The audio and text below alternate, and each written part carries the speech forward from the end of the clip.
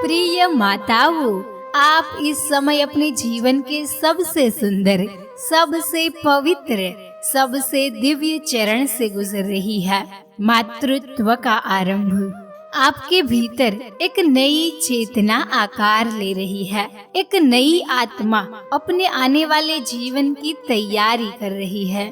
हर माँ का हृदय यही चाहता है कि उसका शिशु स्वस्थ, सुंदर, बुद्धिमान और संस्कारी बने।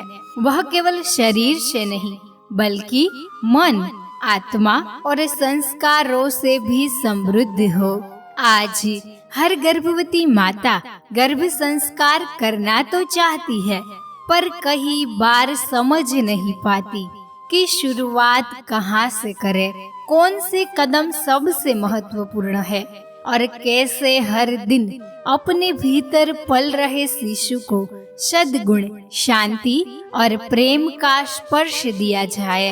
गर्भ संस्कार कोई कठिन या जटिल प्रक्रिया नहीं, बल्कि यह तो जीवन जीने की एक दिव्य साधना है, जहाँ माँ अपने विचारों, आहार, भावनाओं और कर्मों के माध्यम से अपने शिशु के भविष्य की नींव रखती है। जैसे कोई माली अपने पौधे को संभालता है, वैसे ही एक माँ अपने गर्भ में पल रही आत्मा को प्रेम, संगीत और सद्भाव से पोषित करती है।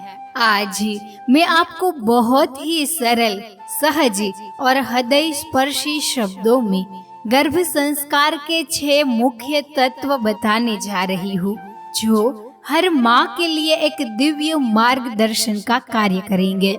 इन तत्वों के माध्यम से आप अपने शिशु को न केवल शरीर से बल्कि मन, आत्मा और चरित्र से भी सुंदर बना सकती है। तो आइए इस दिव्य यात्रा की शुरुआत करते हैं गर्भ संस्कार के 6 पवित्र तत्वों के साथ। पहला तत्व, आहार का प्रभाव।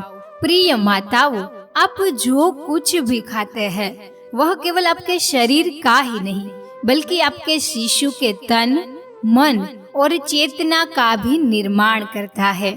हर माँ का सपना होता है कि उसका शिशु स्वस्थ, सुंदर और तेजस्वी बने, पर यह केवल दवाइयों या सप्लीमेंट से नहीं बल्कि सात्विक और प्रेम पूर्ण आहार से संभव है। गर्भावस्था में भोजन केवल पोषण नहीं, वह एक ऊर्जा का संचार है। आपके द्वारा खाया गया हर निवाला आपके शिशु तक भावनाओं के रूप में पहुंचता है।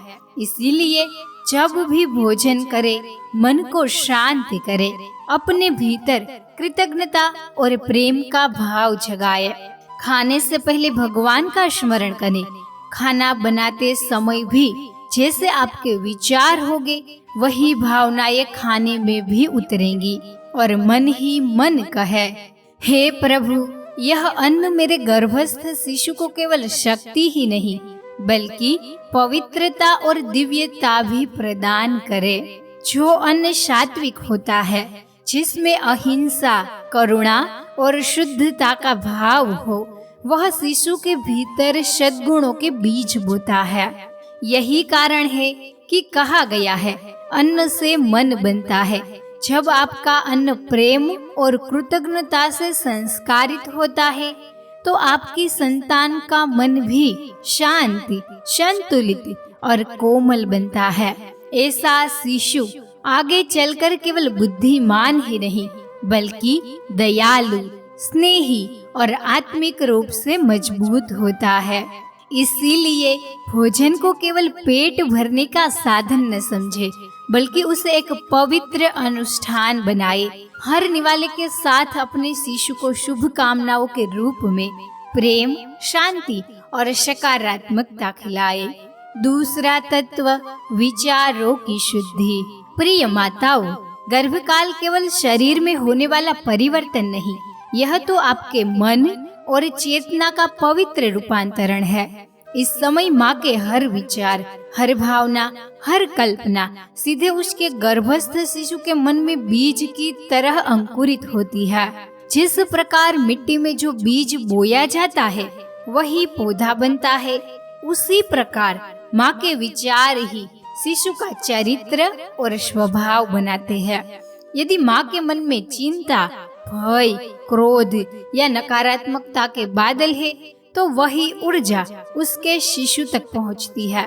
और यदि माँ का मन प्रेम, विश्वास और शांति से भरा है तो वही दिव्य भाव शिशु की आत्मा को आलोकित करते हैं। इसीलिए इस स्वर्णिम समय में अपने मन को एक मंदिर की तरह पवित्र रखें। हर सुबह कुछ समय शांति से बैठे, धीरे धीरे गहरी सांस लीजिए और अपने शिशु से मन ही मन कहे, मेरे विचारों में केवल प्रेम है, केवल प्रकाश है, केवल शांति है।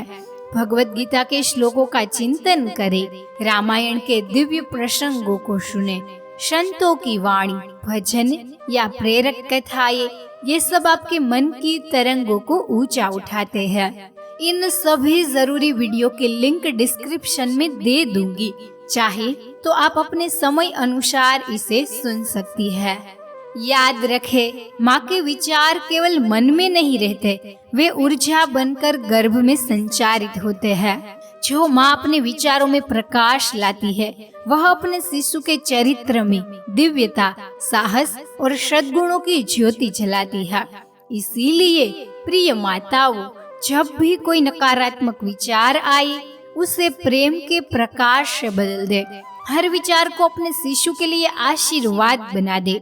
आपका मन जितना शांत होगा, आपका शिशु उतना ही संतुलित, प्रसन्न और आत्मिक रूप से मजबूत बनेगा। तीसरा तत्व, संगीत और ध्वनि का प्रभाव। प्रिय माताओं, संगीत केवल आनंद का माध्यम नहीं, यह तो आत्मा को जागृत और शुद्ध करने वाला दिव्य कंपन है। जैसे जल में तरंगे उठती है, वैसे ही ध्वनि आपके भीतर नई चेतना की लहरें उठाती है। जब आप कोई शांत संगीत सुनती है, कोई मधुर भजन, कोई पवित्र मंत्र, तो वह ध्वनि आपके मन को शांत करती है और वही तरंगे आपके गर्भ में पल रहे शिशु तक पहुंचती है। विज्ञान भी कहता है कि शिशु गर्भ में रहते हुए ध्वनियों को महसूस करता है। माँ की आवाज, उनकी सांसों की लय, उसके हृदय की धड़कन, ये सब उसके लिए पहला संगीत होता है। यही कारण है कि मंत्रों, शास्त्रीय रागों और भक्ति संगीत का गर्भ संस्कार में विशेष महत्व है। वैदिक गर्भ संस्कार एप्लीकेशन में आपको महीने के अनुसार राग मिल जाएंगे और ये केवल कानों से नहीं बल्कि आत्मा से सुने जाने वाले स्वर है। हर माँ को प्रतिदिन कुछ समय निकालकर गायत्री मंत्र, विष्णु सहस्त्र नाम या ओम के गहरे स्वर धीरे धीरे शांति से सुनने चाहिए। अगर आप चाहे तो हल्की वाद्य धुने या नम्र शास्त्रीय राग जैसे राग भैरव, यमन या हंस ध्वनि सुबह या संध्या के समय सुन सकती है। महीने के अनुसार राग आपको वैदिक गर्भ संस्कार एप्लीकेशन में मिल जाएगा। प्रिय माताओं, आपके घर में जब भी संगीत की ध्वनि गूंजती है, वह केवल वातावरण को नहीं बल्कि आपके शिशु की चेतना को भी संस्कारित करती है। याद रखें, ब्रह्मांड की पहली भाषा ध्वनि थी। वही ध्वनि सृष्टि का आरंभ बनी। वही ध्वनि आज भी जीवन को चलाती है। जब माँ के मन में प्रेम हो और उसके चारों ओर मधुर संगीत की तरंगे हो, तो शिशु के भीतर शांति, लय और संवेदनशीलता का निर्माण होता है। इसीलिए संगीत को केवल सुने नहीं, उसे महसूस करे, जिए और अपने शिशु तक पहुंचाइए, क्योंकि हर स्वर में एक आशीर्वाद छिपा होता है जो कहता है तू सुरक्षित है, तू प्रिय है, तू दिव्य है। चौथा तत्व, कर्म और धर्म की शिक्षा। प्रिय माताओं, गर्भकाल केवल जीवन की रचना का नहीं बल्कि चरित्र और आत्मा की नींव रखने का काल है। आपके हर विचार, हर कर्म और हर भावना आपके शिशु के भविष्य की दिशा तय करती है। महाभारत के अभिमन्यु ने युद्ध की शिक्षा गर्भ में ही प्राप्त की थी। यही गर्भ संस्कार का अद्भुत उदाहरण है।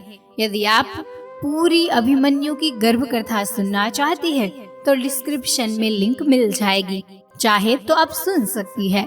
जो माँ सुनती है, सोचती है और करती है, वही सब शिशु के संस्कारों में गहराई से उतर जाता है। माँ के हर कर्म में एक ऊर्जा होती है। जब माँ का कार्य निष्काम, शांत और शुभ होता है तो वही ऊर्जा शिशु के भीतर धर्म के रूप में बस जाती है। इसीलिए अपने दैनिक कार्यों को केवल जिम्मेदारी से न समझे, बल्कि उन्हें प्रेम और श्रद्धा के साथ किया गया कर्म बनाए।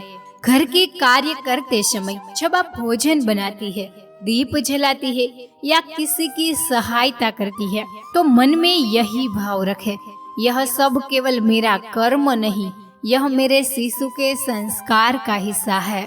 याद रखे, जब कर्म स्वार्थहीन होता है वही धर्म कहलाता है, और धर्म में किया गया कार्य आपकी आत्मा को और आपके शिशु की चेतना को बल और स्थिरता देता है। माँ जो भी करती है वह केवल अपने लिए नहीं करती, वह अपने गर्भ में पल रही आत्मा को जीवन के प्रथम पाठ सिखा रही होती है। आपका हर छोटा सा नेक कार्य, किसी को मुस्कान देना, किसी की मदद करना, किसी पेड़ को जल देना, किसी जानवर को स्नेह से देखना, ये सब आपके शिशु के भीतर दयालुता, करुणा और धर्म के बीज बोते हैं। इसीलिए अपने कर्मों को सजग बनाया। हर कार्य से पहले मन में यह भाव रखे, यह कर्म मेरे शिशु के भीतर प्रकाश का बीज बो रहा है। आपका जीवन ही आपके शिशु की पहली शिक्षा है। जो माँ स्वयं धर्मों में स्थित रहती है, उसकी संतान जन्म से ही सत्य, करुणा और विवेक से संपन्न होती है। पांचवा तत्व, भय और क्रोध पर नियंत्रण। प्रिय माताओं, गर्भकाल में माँ का मन जिस भाव से रहता है, उसी भाव का असर सीधा शिशु पर पड़ता है। इसलिए इस समय सबसे जरूरी है अपने मन को शांत, स्थिर और सकारात्मक बनाए रखना।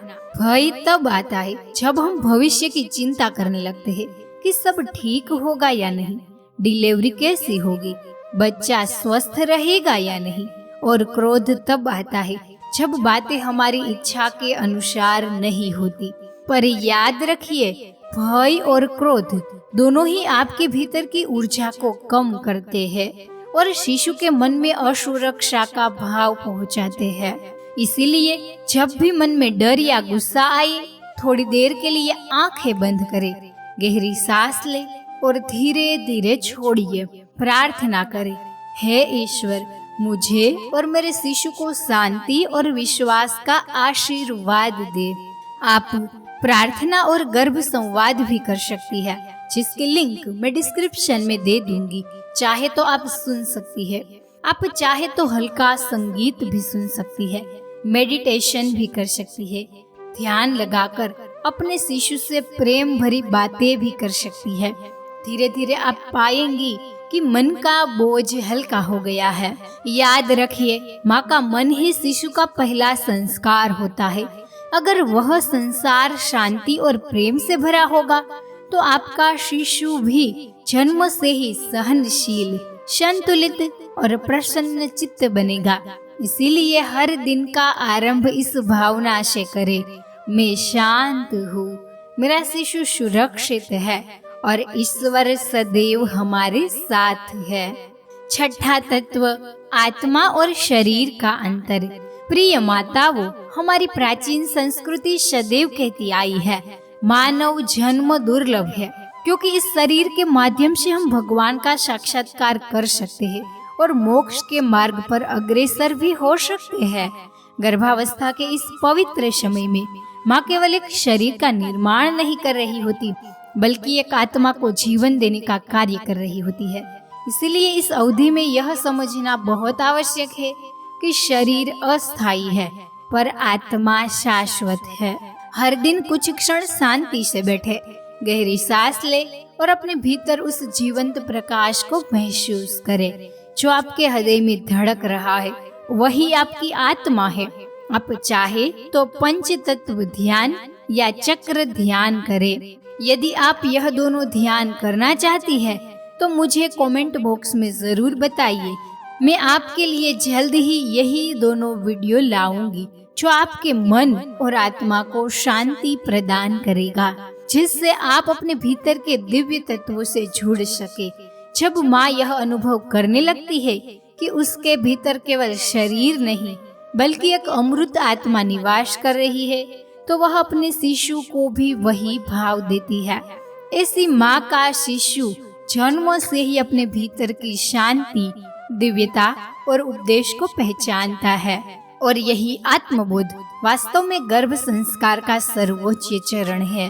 प्रिय माताओं, गर्भकाल केवल शरीर के निर्माण की प्रक्रिया ही नहीं बल्कि एक पवित्र साधना है।